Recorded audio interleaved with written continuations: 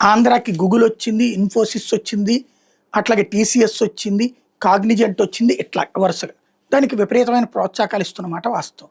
99 పైసలకే భూమి, లేకపోతే 22,000 కోట్ల రూపాయలు ఒకళ్ళకి బెనిఫిట్, 28,000 కోట్ల రూపాయలు ఒకళ్ళకి బెనిఫిట్, ట్యాక్స్ ఎగ్జంప్షన్స్, నీళ్ల సదుపాయాలు ఇవ్వడాలు, ఇట్లాంటి అనేకం చేసుకొస్తున్నారు. తక్కువ రేటుకి కరెంట్ ఇస్తాం, ఇట్లాంటివన్నీ కూడా. ఎందుకు? విభజిత ఆంధ్రప్రదేశ్కి ఇక్కడ ఎదగాలి అంటే సంస్థలు రావాలి. సంస్థలు రావాలి అంటే బెంగళూరు ఉండగా, హైదరాబాద్ ఉండగా, చెన్నై ఉండగా ఎందుకొస్తారు ఆంధ్రాకి?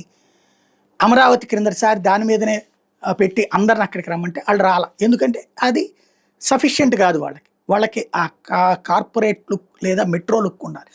అందుకే ఈ దఫా అది జగన్ విశాఖ అన్నాడు. అప్పుడే విశాఖే అప్పుడు అదాని కానీ వీళ్ళందరూ కూడా వచ్చింది, అంబానీలు కానీ.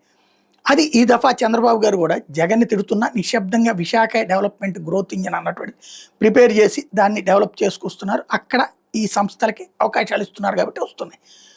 అందులో ఇట్లా తక్కువకి ఇస్తున్నారు కాబట్టి దాన్ని ఇప్పుడు కర్ణాటకలో ప్రియాంక ఖర్గే, ఎవరైతే మల్లికార్జున్ ఖర్గే కొడుకున్నాడో, మంత్రిగా ఉన్నాడో, ఆయన ఆంధ్రప్రదేశ్ దుర్మార్గంగా వ్యవహరిస్తోంది, వేల కోట్ల రూపాయల ప్రజాధనం వాళ్ళకి ఖర్చు పెట్టేస్తోంది, దాంతో మేమెక్కడ పోటీ పడతాంలే అని వెటకారం చేస్తున్నారు. అంటే కాంగ్రెస్ ప్రభుత్వం అక్కడ ఏడుస్తోందనమాట. బెంగళూరులోనేమో ఓ పక్కన పారిశ్రామికవేత్తలు తిట్టిపోస్తున్నారు అక్కడ ఉన్నటువంటి గుంటలు, అక్కడ ఉన్న ప్రభుత్వ నిర్వహణ వాటితో. అలాగా అక్కడ ఆ ప్రభుత్వానికి వ్యతిరేకంగా కార్పొరేట్ సంస్థలే పోస్టులు పెడుతుంటే వాళ్ళకి లోకేష్ మెసేజ్లు పెట్టి రండి ఇక్కడికి వచ్చేయండి, మేము మీకు అన్ని ఏర్పాట్లు చేస్తున్నాం. దాంతో కడుపు రగిలిపోతుంది వాళ్ళకి.